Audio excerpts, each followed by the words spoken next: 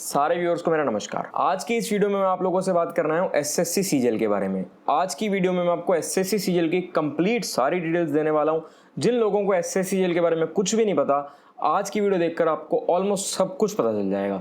Video start करने से पहले जिन लोगों ने अब तक हमारे चैनल को सब्सक्राइब नहीं किया, हमारे दोनों चैनल कपूर खानदान ब्लॉग्स और मास्टर एजुकेशन को सब्सक्राइब कर दो।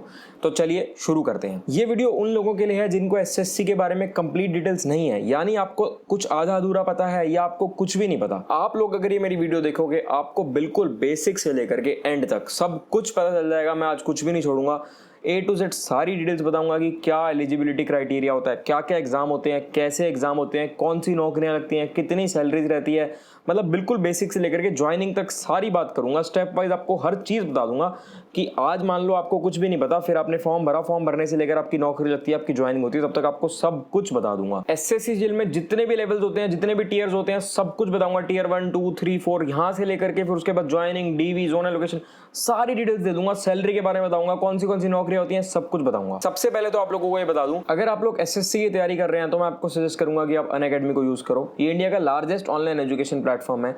यहाँ पर एसएससी के हर एग्जाम की तरह सीजीएल का भी हर हफ्ते एक डेडिकेटेड बैच लॉन्च होता है, जिसमें आपको सीजीएल के सारे सब्जेक्ट्स का कंप्लीट सिलेबस कवर करवाया जाता है एसएससी के टॉप एजुकेटर्स के द्वारा। इसके अलावा अनअकैडमी पर रेगुलर एसएससी सीजीएल के फ्री मॉक टेस्ट भी कंडक्ट करवाए जाते हैं।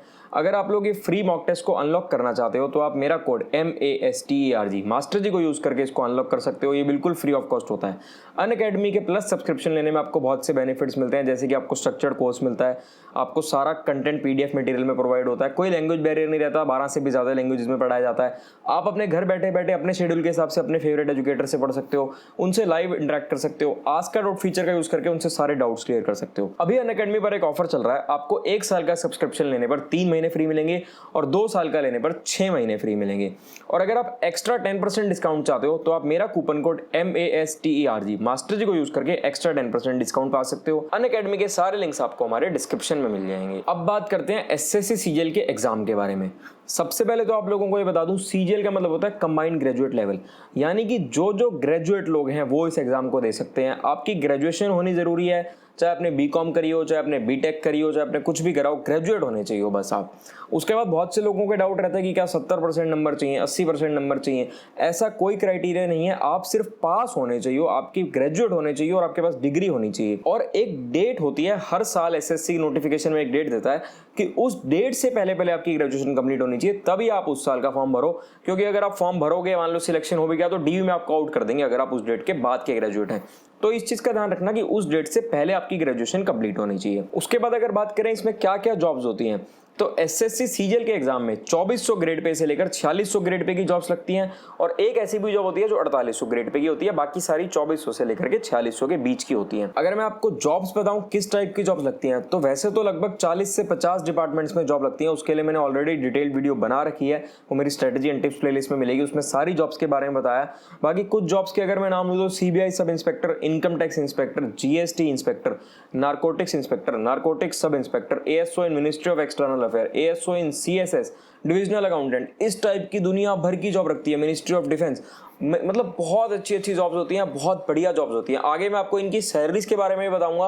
अभी ये जान लो कि 2400 ग्रेड पे से लेकर के 4800 ग्रेड पे के बीच की जॉब्स होती हैं ये। अब हम स्टार्ट करते हैं बिल्कुल बेसिक से, यानी कि नोटिफिकेशन आउट होने से। जैसे एसएससी सीजीएल अपनी नोटिफिकेशन निकालता है, उसमें बताता है कि इस साल की नोटिफिकेशन निकली है।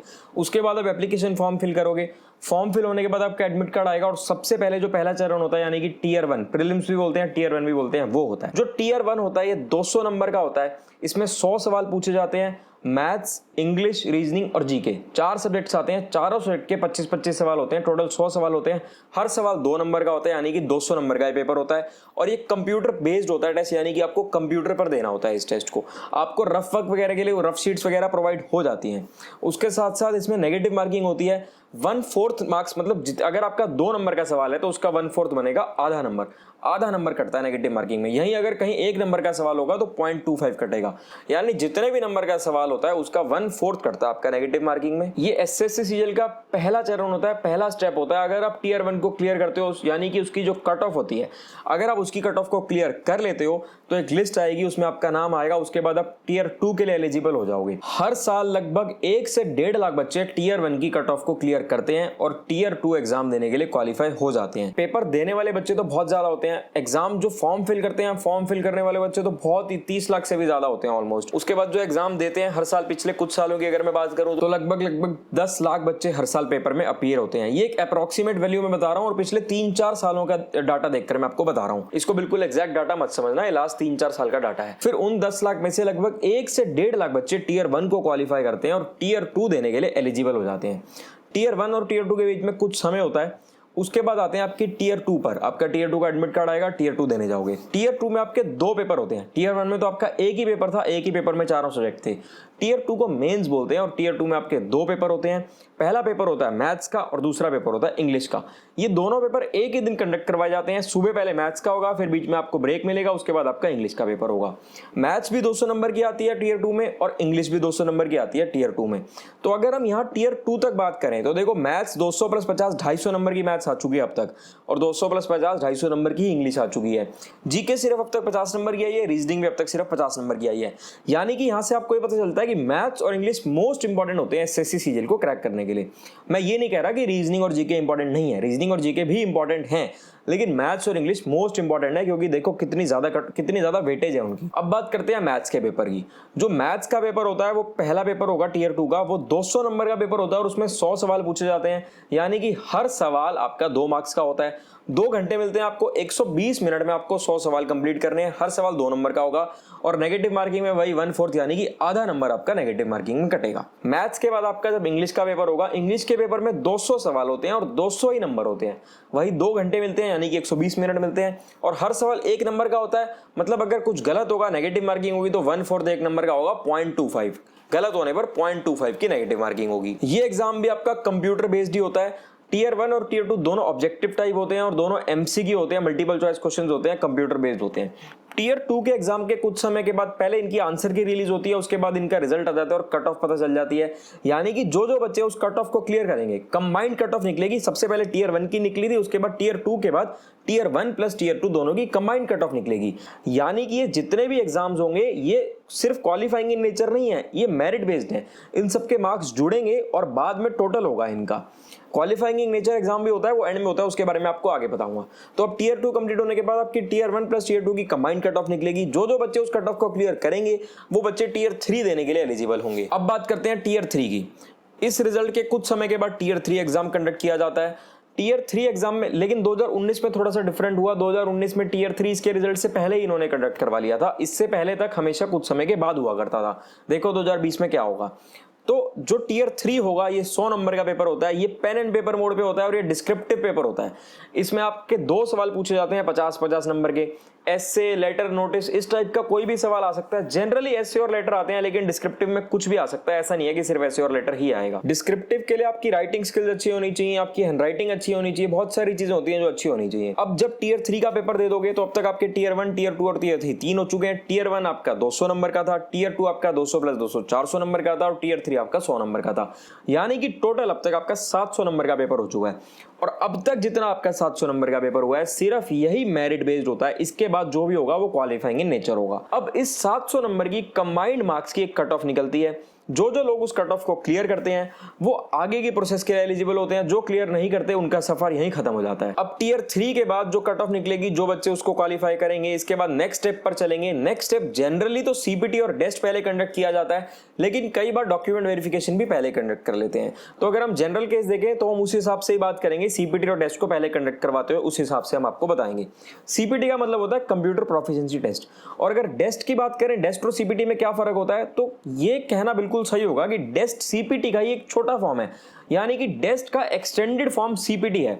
अगर आप लोग सीपीटी और टेस्ट के बारे में कंप्लीट इंफॉर्मेशन चाहते हो तो इसके लिए भी मैंने बहुत सारी वीडियोस बना रखी हैं। वो मेरी आपको सीपीटी एंड डॉक्यूमेंट वेरिफिकेशन नाम की प्लेलिस्ट में मिल जाएगी। उसका लिंक भी मैं ऊपर आई बटन में डाल दूंगा, आप लोग जाकर देख सकते हो। सीपीटी में 3 चीजें पूछी जाती है, टेस्ट में सिर्फ एक चीज पूछी जाती है। पहले बात करते हैं टेस्ट की। टेस्ट में सिर्फ और सिर्फ टाइपिंग करवा के देखी जाती है और जो सीपीटी होता है वो इसी का एक्सटेंडेड वर्जन, यानी कि उसमें टाइपिंग तो आएगी और टाइपिंग के साथ साथ पावर पॉइंट और एक्सेल 2 चीजें ऐड हो जाएंगी। सबसे पहले बात करते हैं टाइपिंग की। जो टाइपिंग होती है, टाइपिंग स्पीड आपको लगभग 27 से 28 वर्ड्स पर मिनट चाहिए होगी और यूआर के लिए सिर्फ 5% का एरर अलाउड होता है। यानी कि 100 में से 95 मिनिमम आपके सही होने चाहिए, सिर्फ 5 आप गलत कर सकते हो। 5% एरर का मतलब आप समझ रहे होगे कि अगर आपने 100 की डिप्रेशन करें तो 5 गलत कर सकते हो, 95 सही चाहिए ही चाहिए। ये कोई ज़्यादा मुश्किल नहीं होता। अगर आपकी टाइपिंग ज़्यादा अच्छी नहीं भी है तो भी आप 10 से 15 दिन में ये चीज़ अचीव कर सकते हो ईजिली, कोई दिक्कत वाली बात नहीं होती। कीबोर्ड पर करवाते हैं, लैपटॉप नहीं होते, कंप्यूटर्स होते हैं, कीबोर्ड्स होते हैं, कीबोर्ड्स पर करवाते हैं। टाइपिंग के बाद बारी आती है एक्सेल की और पावर पॉइंट की। एक्सेल भी 100 नंबर का होता है, पावर पॉइंट भी 100 नंबर का होता है, टोटल 200 नंबर का होता है। 200 नंबर में से जनरली हर साल क्वालिफाइंग मार्क्स 120 रहते हैं यूआर के लिए, बाकी ये चेंज भी कर सकते हैं आप लोग, नोटिफिकेशन में देख लेना, जनरली 120 ही रहता है क्वालिफाइंग। यानी कि जिन लोगों के 200 में से 120 से ज्यादा आ गए वो इसको क्वालिफाई कर लेंगे। सबसे पहले आपकी टाइपिंग चेक होती है, अगर आप टाइपिंग में क्वालिफाई करते हो उसके बाद आपका एक्सेल और पावर पॉइंट चेक होता है। लगभग 90% से ज्यादा बच्चे इसको क्वालिफाई कर जाते हैं। हार्डली 10% ही ऐसे बच्चे होते होंगे जो सीपीटी को क्वालिफाई नहीं कर पाते, क्योंकि इसमें कुछ भी ज्यादा मुश्किल नहीं होता, बहुत ही बेसिक होता है। हफ्ते 10 दिन में आप आराम से इसको अचीव कर सकते हो। इसके लिए ऑलरेडी मैंने बहुत सी वीडियोस बना रखी हैं। जिन लोगों ने मेरी वो वीडियोस नहीं देखी, आप मेरी CPT and document verification playlist में जाकर जरूर देखना, ताकि आपको सारी इंफॉर्मेशन मिल पाए। सीपीटी एंड डेस्ट के बाद होता है डॉक्यूमेंट वेरिफिकेशन। कभी कभी डॉक्यूमेंट वेरिफिकेशन पहले भी हो सकता है, मैंने आपको पहले भी बताया, लेकिन जनरली बाद में होता है। और जनरली सीपीटी और डेस्ट का जो रिजल्ट होता है वो डॉक्यूमेंट वेरिफिकेशन होने के बाद में आता है। अब बात करते हैं डॉक्यूमेंट वेरिफिकेशन में क्या होता है। डॉक्यूमेंट वेरिफिकेशन में आपके जितने भी डॉक्यूमेंट्स होते हैं, जो अब तक के आपके स्टडी एजुकेशन से रिलेटेड डॉक्यूमेंट्स हैं, वो सब आपको वहां ले जाकर वेरीफाई करवाने होते हैं। वो आपके चेक करेंगे, उसमें देखेंगे कि आप पास हो, उसके बाद आपकी वो देखेंगे कि जो एक पर्टिकुलर डेट होती है उस डेट से पहले आपकी ग्रेजुएशन कंप्लीट है। उसमें आपको अपनी पोस्ट प्रेफरेंस फिल करके देनी होती है कि ये पोस्ट प्रेफरेंस फिल करी है हमने, सारा उसमें लिखना होता है कि ये फर्स्ट पोस्ट, ये सेकंड पोस्ट, ये थर्ड पोस्ट, ये फोर्थ पोस्ट। इसके बारे में मैंने डिटेल वीडियो बना रखी है, अपना मैंने पर्सनल एक्सपीरियंस बता रखा है, उसका लिंक भी मैं ऊपर आपको आई बटन में डाल दूंगा। आप लोग अगर देखना चाहो तो आप लोग देख सकते हो। डॉक्यूमेंट वेरिफिकेशन के कुछ समय के बाद निकलता है फाइनल रिजल्ट और फाइनल लिस्ट। यानी कि इसमें आपको ये पता चल जाता है कि आप सिलेक्ट हुए हो या नहीं हुए, और अगर आप सिलेक्ट हुए हो तो आपको कौन सी पोस्ट मिली है। पोस्ट के नाम लिखे नहीं आते लिस्ट में, पोस्ट के कोड लिखे आते हैं, जैसे B23, B27, B26, ऐसे हर पोस्ट का अलग अलग कोड होता है, वो कोड लिखा आता है लिस्ट में, और ये फाइनल लिस्ट में आपको पता चल जाता है कि ये आपको कौन सी पोस्ट मिली है। अगर बात करें कि कितनी लंबी प्रोसेस होती है, कुछ लोग पूछते हैं, तो हाँ भाई ये प्रोसेस थोड़ी सी लंबी होती है। अगर हम पिछले 3 से 4 साल का पैटर्न देखें, यानी कि 2016, 17, 18, 19 का देखें, तो लगभग 2 साल से भी ज्यादा लग जाते हैं, बिल्कुल स्टार्टिंग से लेकर के, यानी कि जिस दिन आप फॉर्म भरते हो उस दिन से लेकर के आपका फाइनल रिजल्ट आने तक और ज्वाइनिंग आने तक लगभग 2 साल से ज्यादा लग जाते हैं। पिछले 3 से 4 साल का पैटर्न ऑब्जर्व करके बताया मैंने आपको। अब रिजल्ट आने के बाद भी कहानी खत्म नहीं हुई, अभी भी आगे की कहानी बची है। अब जो आपको डिपार्टमेंट मिलेगा वो डिपार्टमेंट टू डिपार्टमेंट डिपेंड करता है। कुछ डिपार्टमेंट्स में जोन एलोकेशन होती है, यानी कि आपसे पूछा जाता है कि आपको कौन सा जोन चाहिए, जैसे कि एक्साइज इंस्पेक्टर में, इनकम टैक्स इंस्पेक्टर में, इन सब में जोन एलोकेशन होती है। कुछ में जोन एलोकेशन नहीं होती। कुछ जैसे CSS है उसमें आपसे आपकी प्रेफरेंस पूछी जाती है कि आपको कौन सी मिनिस्ट्री चाहिए, तो इस प्रोसेस में समय लगता है। जैसे कुछ ऐसे डिपार्टमेंट्स हैं जिनमें ऐसी कोई प्रेफरेंस नहीं पूछी जाती, for example ministry of external affairs है, CVC है, उनकी ज्वाइनिंग जल्दी हो जाती है, लगभग 2 से 3 महीने में हो जाती है रिजल्ट आने के बाद। उसके बाद जिन डिपार्टमेंट्स में जोन एलोकेशन का प्रोसेस होता है उसमें इस प्रोसेस में ही काफी समय लग जाता है।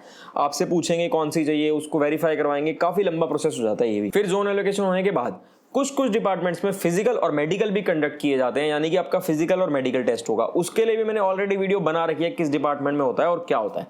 और कुछ डिपार्टमेंट में ऐसा कोई टेस्ट नहीं भी होता, तो जिनमें नहीं होता उनमें तो कोई दिक्कत नहीं है, और जिनमें होता है उनमें आपका पहले फिजिकल टेस्ट होगा, मेडिकल टेस्ट होगा, उसके बाद आपका जो डिपार्टमेंट होगा वो डिपार्टमेंट आपका डॉक्यूमेंट वेरिफिकेशन करेगा, आपके सारे डॉक्यूमेंट चेक करेगा। यहां जाकर आपकी कंप्लीट प्रोसेस खत्म होती है। इसके बाद फाइनली आपको अपनी ज्वाइनिंग मिलती है। तो अगर मैं अपनी बात करूं 2018 के पेपर्स की, अब तक 2021 में ज्वाइनिंग नहीं आई है। SSC CGL 2018 में मैं सिलेक्टेड हूं और उसकी ज्वाइनिंग अब तक नहीं आई है। कुछ डिपार्टमेंट्स की ज्वाइनिंग आ चुकी है, लेकिन जो डिपार्टमेंट मेरा उसकी ज्वाइनिंग नहीं आई है, उसकी अभी तक फाइनल जोन एलोकेशन भी नहीं हुई है। तो ये SSC CGL की कंप्लीट प्रोसेस थी। आई होप कि आपके सारे डाउट्स क्लियर हो गए होंगे और आपको सब कुछ पता चल गया होगा। फिर भी अगर आपके मन में कोई डाउट रहता है तो आप हमसे पूछ सकते हो, हम आपको रिप्लाई जरूर करेंगे। जिन लोगों ने अब तक हमारे चैनल को सब्सक्राइब नहीं किया, हमारे दोनों चैनल कपूर खानदान व्लॉग्स और मास्टरी एजुकेशन को सब्सक्राइब कर दो। आज की वीडियो अगर अच्छी लगी और हेल्पफुल लगी हो तो मैक्सिमम लोगों को शेयर करो, वीडियो को लाइक करो। कमेंट्स में ये जरूर बताना कि नेक्स्ट वीडियो आपको किस टॉपिक पर चाहिए। हमारे इंस्टाग्राम, टेलीग्राम सारे लिंक्स आपको डिस्क्रिप्शन में मिल जाएंगे। ठीक है, फिर मिलेंगे आपसे अगली वीडियो में।